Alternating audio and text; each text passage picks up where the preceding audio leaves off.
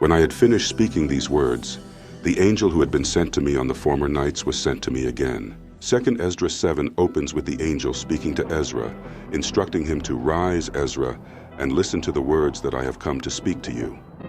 This sets the stage for a profound theological dialogue between the divine messenger and the prophet. The angel then proceeds to use a series of vivid metaphors to illustrate the human condition and the relationship between this world and the world to come.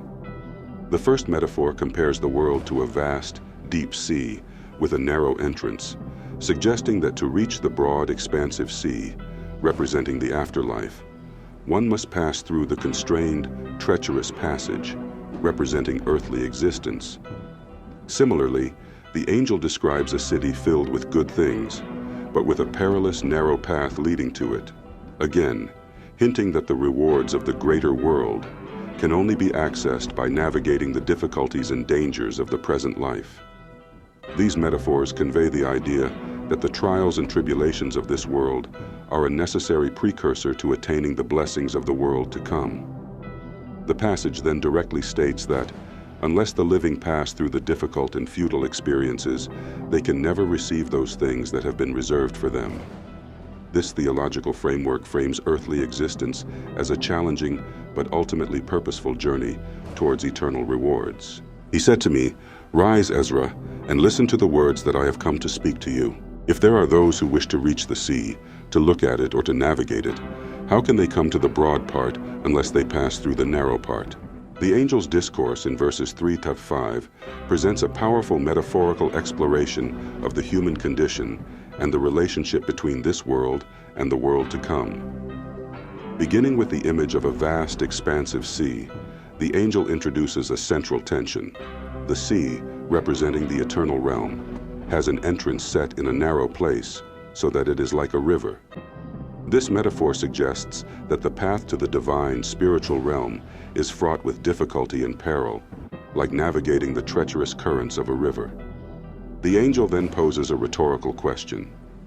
If there are those who wish to reach the sea, to look at it, or to navigate it, how can they come to the broad part unless they pass through the narrow part? This query directly links the trials and tribulations of the present world to the attainment of the rewards of the afterlife. Just as one cannot access the vast expanse of the sea without first traversing the narrow river-like entrance, the text implies that humanity cannot receive the blessings of the greater world without first passing through the narrow and sorrowful experiences of earthly existence. This metaphorical framework establishes a profound theological perspective. The difficulties and hardships of mortal life are not merely obstacles to be overcome, but rather necessary precursors to the attainment of eternal rewards. The vivid imagery of the sea and the river invites the reader to contemplate the deeper spiritual significance of human suffering and the transformative potential it holds for the soul's journey towards the divine. Another example. There is a city built and set on a plain, and it is full of all good things, but the entrance to it is narrow and set in a precipitous place, so that there is fire on the right hand and deep water on the left. In the third verse, the angel continues his metaphorical discourse, introducing the first of several vivid images to illustrate profound theological concepts. He describes a sea set in a wide expanse so that it is deep and vast. This expansive oceanic metaphor serves as a symbolic representation of the greater world, or the afterlife, that the passage will later contrast with the present earthly existence. The description of the sea as deep and vast conveys a sense of the infinite, the eternal, and the profound, qualities often associated with the divine realm or the world beyond this mortal plane. The vastness of the sea suggests the boundless nature of the spiritual realm, in contrast with the finite, limited nature of earthly life. Yet despite the sea's grandeur, the angel notes that it has an entrance set in a narrow place, so that it is like a river. This detail introduces a crucial tension. The expansive, eternal world is accessible only through a constricted, treacherous passage. This metaphor foreshadows the central theme of the passage: the idea that the difficulties and trials of this world are a necessary precursor to attaining the rewards of the world to come. Through this evocative imagery, the angel lays the groundwork for a profound exploration of the human condition, guiding Ezra and the reader to contemplate the relationship between the present and the eternal, the earthly and the divine. There is only one path lying between them, that is, between the fire and the water, so that only one person can walk on the path. In verse 8, the angel continues to develop the metaphorical imagery, introducing a new allegorical representation of the challenges facing God's chosen of the Most High. He describes a city built and set on a plain, and it is full of all good things, yet with a critical caveat. The entrance to it is narrow and set in a precipitous place, so that there is fire on the right hand and deep water on the left. This vivid depiction serves to further underscore the idea that the path to the divine realm, symbolized by the city, is fraught with peril and hardship for God's chosen. The narrow, precarious entrance, flanked by the dangers of fire and deep water, evokes a sense of the treacherous journey that the souls of the Most High's chosen must undertake in order to reach the promised rewards of the greater world. The specificity of the angel's language, the fire on the right hand and deep water on the left, adds a layer of urgency and tension to the metaphor. These elemental forces, representing destruction and oblivion, emphasize the high stakes involved in successfully navigating the narrow passage. Only by traversing this precarious path can the inheritor of the city's blessings gain access to the good things that await. Through this powerful allegorical image, the passage continues to reinforce the central theological principle that the trials and tribulations of earthly existence are a necessary prerequisite for God's chosen to attain the eternal rewards of the afterlife. The metaphor of the city and its treacherous entrance compels the reader to ponder the deeper spiritual significance of the suffering endured by the Most High's chosen and the transformative potential it holds for their journey towards the divine. If now the city is given to someone as an inheritance, how will the heir receive the inheritance unless by passing through the appointed danger? In verse 9, the angel presents a direct question that further reinforces the central theological concept at the heart of this passage. He asks, "If now the city is given to someone as an inheritance, how will the heir receive the inheritance unless by passing through the appointed danger?" This query builds upon the previous metaphorical imagery, specifically the depiction of the city with its perilous, narrow entrance. The angel's words imply that the city, representing the divine realm or the promised rewards of the afterlife, can only be accessed by God's chosen of the Most High through a treacherous, divinely ordained path. The use of the term inheritance is particularly significant, as it suggests that the blessings of the eternal world are not merely given freely, but rather must be earned through the trials and tribulations of earthly existence. Just as an heir must navigate the dangers and obstacles to claim their rightful inheritance, the passage suggests that God's chosen can only receive the rewards of the greater world by passing through the appointed danger of this mortal life. "For I made the world for their sake, and when Adam transgressed my statutes, what had been made was judged." In verse 10, the angel directly addresses the theological implications of the metaphors and allegories he has presented thus far. He states, "So also is God's chosen of the Most High's portion." This concise statement serves to explicitly link the allegorical imagery to the lived experience of God's chosen people. By drawing this parallel, the angel reinforces the idea that the difficulties and trials faced by God's chosen in the present world are not arbitrary or meaningless, but rather part of a larger divine plan. Just as the narrow entrance, the perilous path, and the appointed dangers represented in the previous metaphors are necessary precursors to accessing the rewards of the greater world. The passage suggests that the struggles of God's chosen are also a vital part of their spiritual journey.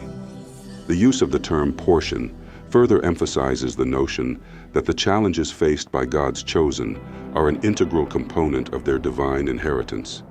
They are not merely obstacles to be overcome, but rather the means by which they will ultimately receive the blessings reserved for them in the afterlife.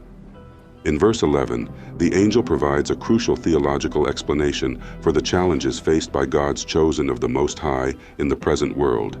He states, "For I made the world for their sake, and when Adam transgressed my statutes, what had been made was judged." This statement offers profound insight into the divine perspective on the human condition. The passage suggests that the world was created specifically for the sake of God's chosen, implying that the difficulties and tribulations they endure are not arbitrary, but rather part of a larger, divinely ordained plan. However, the angel goes on to note that when Adam transgressed God's statutes, the very world that had been made for the sake of God's chosen was judged. This theological concept suggests that the hardships and challenges faced by the Most High's chosen are a consequence of the original sin committed by humanity's progenitor, Adam. By framing the struggles of God's chosen within this broader theological framework, the passage encourages the reader to understand these difficulties not as random occurrences, but as part of a cosmic narrative of sin, judgment, and the ultimate redemption of the divine plan. The trials and tribulations of the present world are presented as the result of and so the entrances of this world were made narrow and sorrowful and toilsome.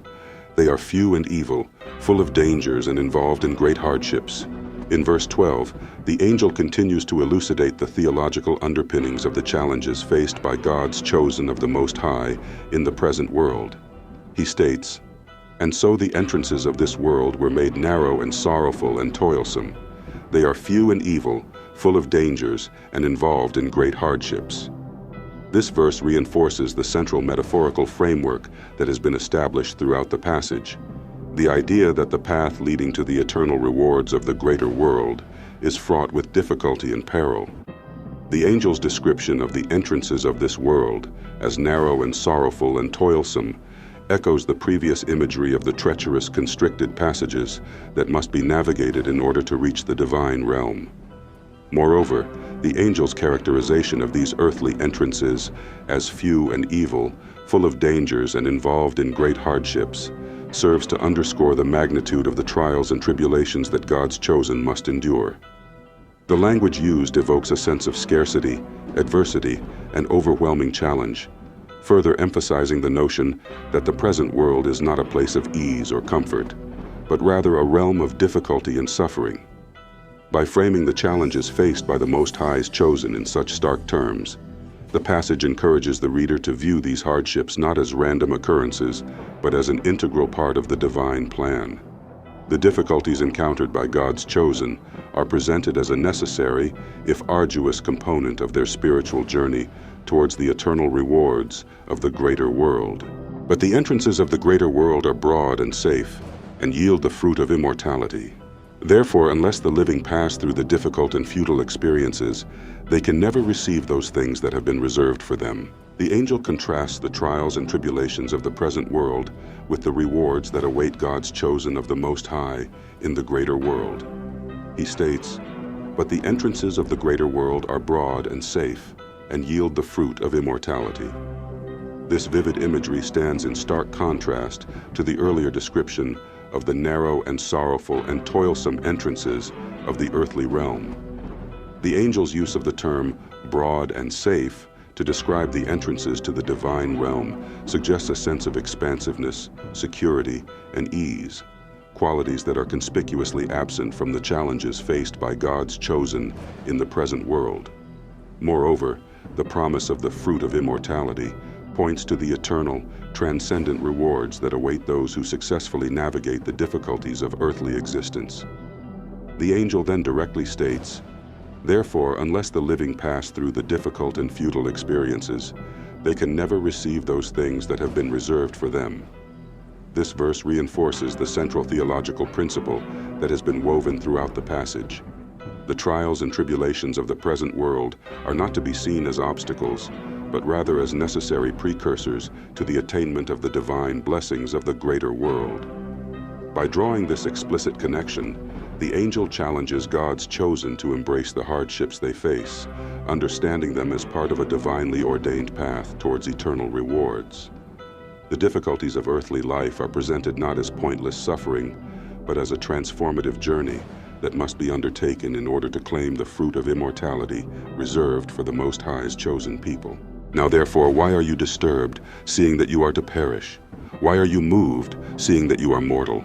Why have you not considered in your mind what is to come, rather than what is now present? The righteous, therefore, can endure difficult circumstances while hoping for easier ones, but those who have done wickedly have suffered the difficult circumstances and will never see the easier ones. In verses 15 and 16, the angel poses a series of rhetorical questions that challenge God's chosen of the Most High to reframe their perspective on the difficulties they face in the present world. He asks, "Now therefore, why are you disturbed, seeing that you are to perish? Why are you moved, seeing that you are mortal?" These probing questions serve to underscore the transient, temporary nature of earthly existence, especially when compared to the eternal rewards of the greater world that have been the focus of the angel's discourse. By reminding God's chosen that they are to perish and mortal, the angel invites them to adopt a broader, more transcendent view of their struggles. The implication is that the trials and tribulations experienced by the Most High's chosen are not to be seen as permanent or all-encompassing, but rather as part of a journey towards the divine. The angel's questions challenge God's chosen to resist becoming disturbed or moved by the hardships of the present, and instead to maintain a steadfast focus on the eternal blessings that await them. This shift in perspective encourages the reader to embrace the difficulties of earthly life, not as sources of despair or hopelessness, but as temporary challenges that must be navigated with faith and perseverance. By reframing the struggles of God's chosen within the larger context of the divine plan and the promises of the greater world, the passage invites the reader to find meaning, purpose, and even hope in the midst of life's trials and tribulations.